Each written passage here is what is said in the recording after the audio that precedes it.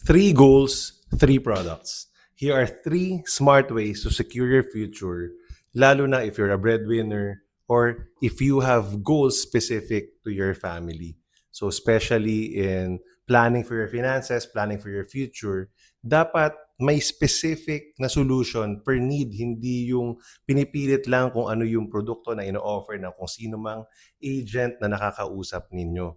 So, hindi pa puwede ring product pushing lang kung ano lang yung binibenta ng kausap nyo, yun na kaagad. Dapat we will cater or customize the offer or yung design ng produkto sa mga nakakausap natin. That's what I always tell people, whether clients yan or mga advisors yan sa team ko. Dapat talaga iniintindi ang needs ng kausap na client and then we really customize yung design ng product, ng offer dun sa mga needs. So pagdating sa life insurance, pagdating sa financial planning, ano ba talaga yung hinahanap mo? Yun yung kailangan eh. If you're looking to buy for an insurance policy or looking to invest your money or make sure that you are protected, ang tanong, ano bang purpose? Bakit ka magsisimula ngayon? Para lang ba makabili ka na? Or you're looking for a pure life insurance? Or gusto mo ba health insurance? Or ang hanap mo ba long-term savings? So sa AIA, meron kaming mga specific products for those needs. So marami kaming different products, but to simplify these things, yung gusto ko malaman ano ba yung specific need mo. Pure life insurance lang ba? Gusto mo lang ba may insurance ka? Walang investments, hindi to VUL, hindi investment link. Gusto mo simple lang, coverage. Magbabayad ako, insured ako. So what we recommend is AIA Max Protect kasi meron siyang 5 years to pay, 10 years to pay, or pay up to age 65. Tapos, pag natapos mong bayaran yan, guaranteed, insured ka na hanggang age 100 for your peace of mind. So usually, mura lang din siya, lalo na kapag longer paying period. Of course, depende sa age. Habang tumatanda tayo, nagmamahal. So habang bata, dapat kumuha na tayo. 'Di ba? So of course, longer yung paying period niya compared to VUL kasi guaranteed. Si VUL, okay, merong shorter pay, 5, 10, 15 years. Kaya lang hindi guaranteed. You're hoping na kumita yung pera para it can pay for the future premiums. Hindi siya talaga investment, di ba? So again, balik tayo rito. Kung pure life insurance, Max Protect. Now, kung hindi pa rin pasok sa budget, probably you can get a term insurance. Meron din kami niyan sa AIA.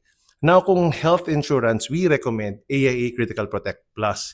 It's a comprehensive insurance wherein you can get up to 3 times yung claim kung sakali magkaroon ng critical illness. So, kunyari, ngayon nagka-critical illness, after 2 years or 3 years, nagkaroon ulit, after gumaling, makaka-claim ka ulit up to 3 times potentially nung whatever face amount or coverage mo. 'Di ba? So, yan yung napakamagandang product. Naka-focus lang siya sa critical illness and sa pag na-ICU, ganyan, no, may mga ganong rider siya. So, for critical care talaga siya. 'Di ba? Kasi syempre yung simple hospitalization, maybe kaya na yan ng health card ng HMO mo. Maganda rin yun. Aside from having an HMO, dapat meron kang pang critical illness na insurance para hindi tayo pabigat sa pamilya natin, sa ibang tao, kung sakali magkaroon ng critical illness. Your future you, yun yung dependent mo. Whether you're single right now, hindi mo man kailangan ng life insurance kasi hindi ka breadwinner, kailangan mo ng health insurance. And lastly, maybe you're looking for a long-term savings plan. Maganda yung income mo ngayon, gusto mo mag-save in the future, you can save up, right? Itong isang suggestion, yung Ascend. May Ascend 20, after 20 years, may lump sum ka makukuha. Merong Ascend na up to age 65 if you're younger. Age 65, lump sum at retirement, may makukuha kang ganun. Pero pwede rin. May yearly payout starting at the end of year 6. Diba? So, kung hindi afford, meron niyang other products, yung A+ Signature, mas mura ng konti. Every 2 years naman yung payout niya. So, may mga option tayo. Guaranteed yung mga payouts. Hindi rin siya VUL. Endowment plan yung tawag dyan. So, again, depende sa needs mo. Alin ba yung gusto mong unahin dyan? May gusto ka bang pag-ipunan? Education ng anak mo? Retirement ba? Gusto mo lang delayed gratification para hindi ka maging masyadong magastos? Gusto mo ba magsisave ka ngayon para in the future guilt-free yung paggastos mo para sa nakukuha mong payouts and then nakaipon ka pa ng lump sum? Gusto mo ba may pamamana ka sa mga anak mo or sa apo mo or sa ibang tao? Pwede yung Ascend or some of our other options. So, that's how you should be planning your finances. Dapat ikaw yung may right mag-decide. You should have the power to decide which one is best for you. Hindi yung makasalubong mo lang sa mall, ma-offeran ka sa bangko, or matawagan ka lang at makulit ka lang ng kaibigan mo, and then may ino-offer na product, yun na kaagad. There's a lot of options out there. And what I'm telling you is, like with AIA, there's a specific product for a specific need. And this is the three of the basic needs to help you decide easier. Diba? Pure life insurance ba hanap mo? Meron tayo dyan.